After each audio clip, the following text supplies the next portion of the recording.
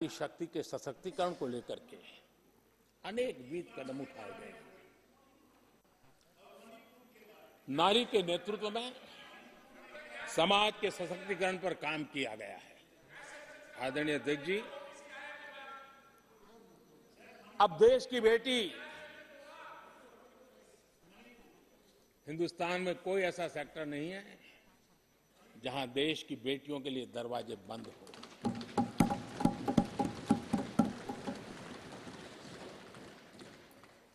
आज हमारे देश की बेटियां फाइटर जेट भी उड़ा रही हैं और हमारे देश की सीमाओं को भी सुरक्षित रख रही है। आदरणीय अध्यक्ष महोदय, ग्रामीण व्यवस्था, अर्थव्यवस्था हमारी women self help group 10 crore बहनें जुड़ी है और आर्थिक गतिविधि करती है और ग्रामीण अर्थव्यवस्था को वो नई ताकत दे रही है। और मुझे आज खुशी है कि इन प्रयासों का परिणाम है कि आज करीब करीब 1 करोड़ लखपति दीदी आज देश में है। और जब मेरी उनसे बातें होती है, उनका जो आत्मविश्वास देखता हूं, मेरा पक्का विश्वास है हम जिस तरह आगे बढ़ रहे हैं, आने वाले हमारे कार्यकाल में 3 करोड़ लखपति दीदी हमारे देश के अंदर देखेंगे। आप कल्पना कर सकते हैं गांव की अर्थव्यवस्था को कितना बड़ा बदलाव हो जाएगा। आदरणीय अध्यक्ष जी, हमारे देश में बेटियों के संबंध में जो पहले सोच थी, समाज के घर में घुस गई थी, दिमाग में भी घुस गई थी, आज वो सोच कितनी तेजी से बदल रही है। थोड़ा सा बारीकी से देखेंगे तो हमें पता चलेगा कितना बड़ा सुखद बदलाव आ रहा है। पहले अगर बेटी का जन्म होता था तो चर्चा होती थी, अरे खर्चा कैसे उठाएंगे, उसको कैसे पढ़ाएंगे, उसके आगे की जिंदगी का एक प्रकार से कोई बोझ है, ऐसी चर्चाएं हुआ करती थी। आज बेटी पैदा होती है तो पूछा जाता है, अरे सुकन्या समृद्धि अकाउंट खुला कि नहीं खुला। बदलाव। आदरणीय जी, पहले सवाल होता था प्रेग्नेंट होने पर नौकरी नहीं कर पाओगे। पहले ये बात होती थी प्रेग्नेंट होने पर नौकरी नहीं कर पाओगे। आज कहा जाता है 26 हफ्ते की पेड लीव और बाद में भी अगर चाहिए तो मिलेगी। ये बदलाव होता है। पहले समाज में सवाल होते थे कि महिला होकर नौकरी क्यों करना चाहती हो, क्या पति की सैलरी कम पड़ रही, ऐसे सवाल होते थे। आज लोग पूछ रहे हैं, मैडम आपका जो स्टार्टअप है ना बहुत प्रगति कर रहा है, क्या मुझे नौकरी मिलेगी। ये बदलाव।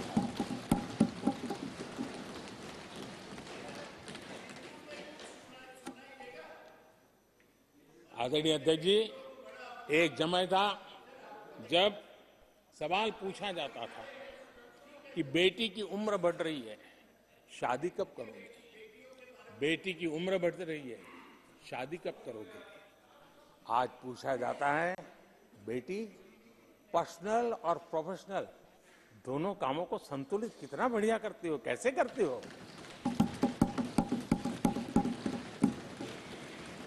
आदरणीय अध्यक्ष जी, एक समय था घर में कहा जाता था कि घर के मालिक घर पे है कि नहीं है, ऐसा पूछा जाता था। घर के मुखिया को बुलाइए, ऐसा कहते थे। आज किसी के घर जाते हैं तो घर महिला के नाम पर, बिजली का बिल उसके नाम पर आता है, पानी गैस सब उसके नाम पर। तो परिवार के मुखिया की जगह आज मेरी माताएं बहन। ये बदलाव अमृतकाल में विकसित भारत का हमारा जो संकल्प है ना, इसकी एक बहुत बड़ी शक्ति के रूप में उभरने वाला है और मैं उस शक्ति के दर्शन कर पा रहा हूं। आदरणीय अध्यक्ष महोदय,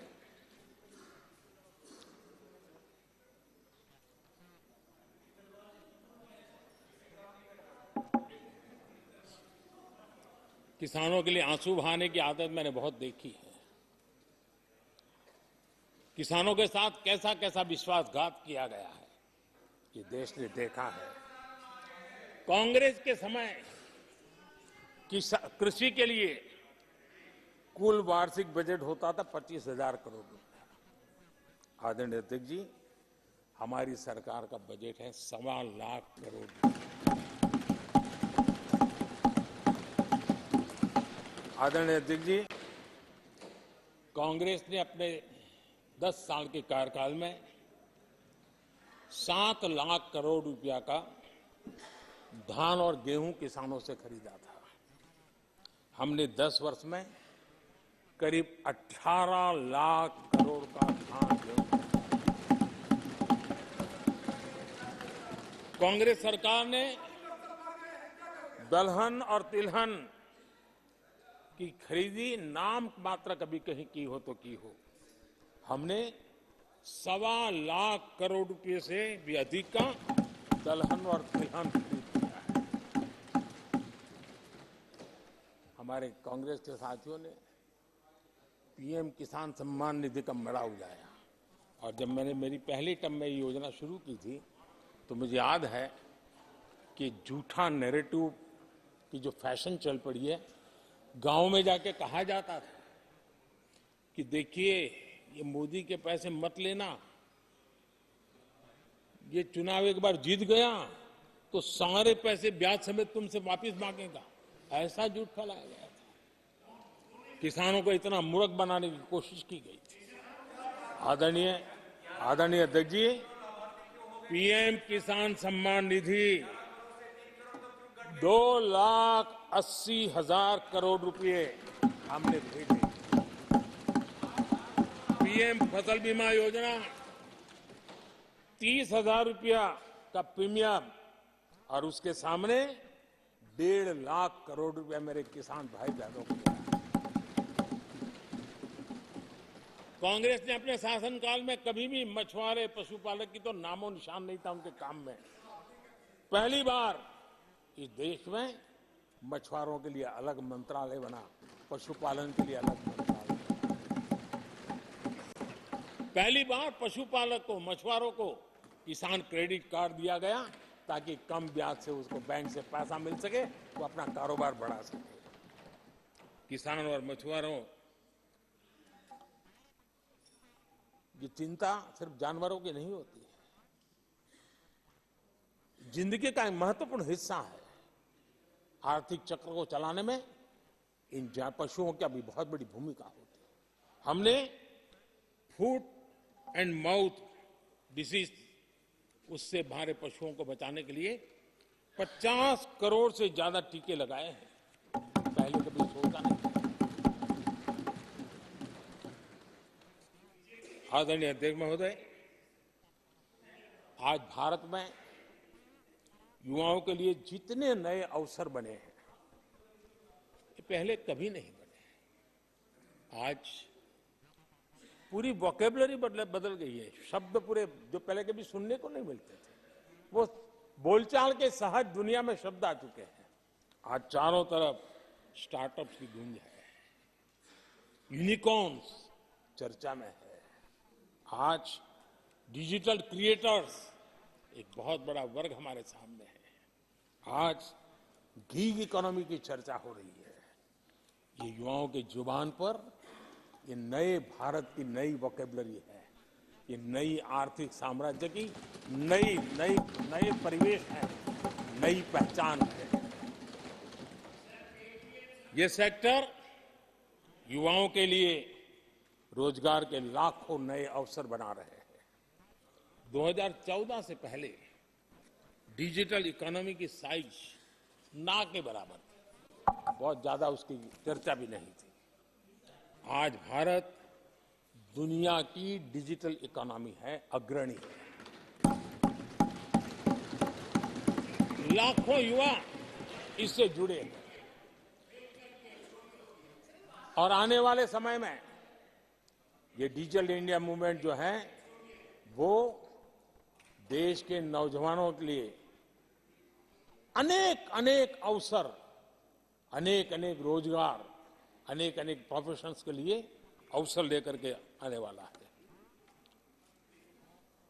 आदरणीय अध्यक्ष जी, आज Bharat made in India phone दुनिया में पहुंच रहे हैं। दुनिया में हम नंबर 2 बन गए हैं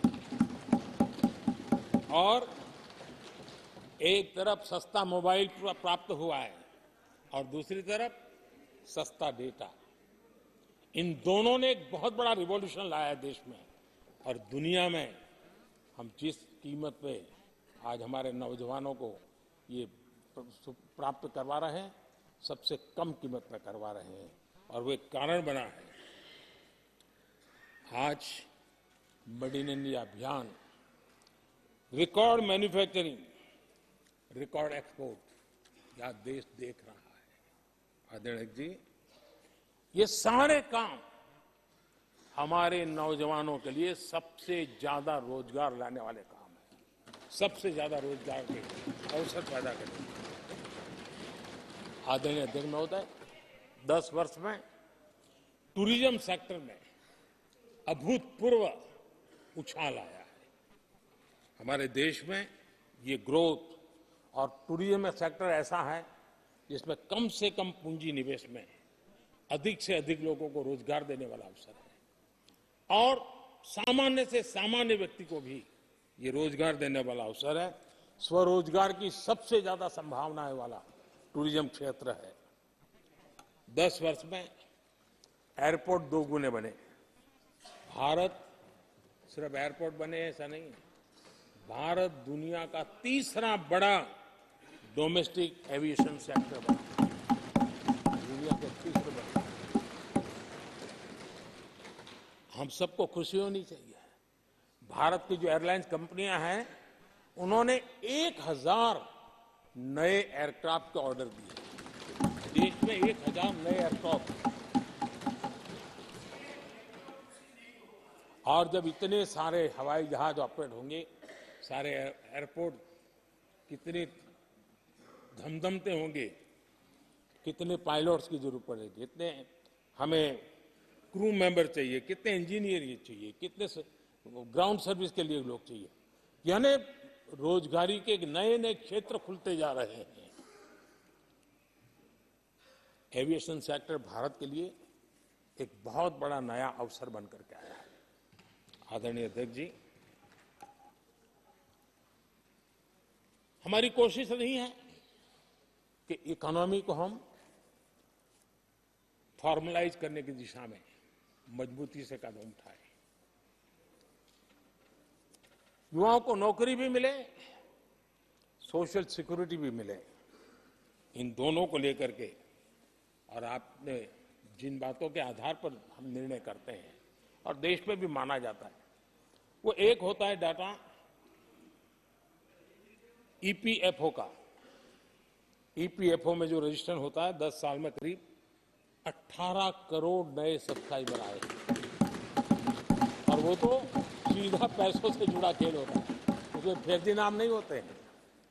मुद्रा लोन पाने वालों में 8 करोड़ लोग ऐसे हैं जिन्होंने जीवन में पहली बार कारोबार अपना शुरू किया है, बिजनेस। और जब मुद्रा लोन लेता है तो खुद तो रोजगारी पाता है, 1 या 2 और लोगों को भी रोजगारी देता है, क्योंकि उसका काम ऐसा होता है। हमने लाखों स्ट्रीट वेंडर्स को सपोर्ट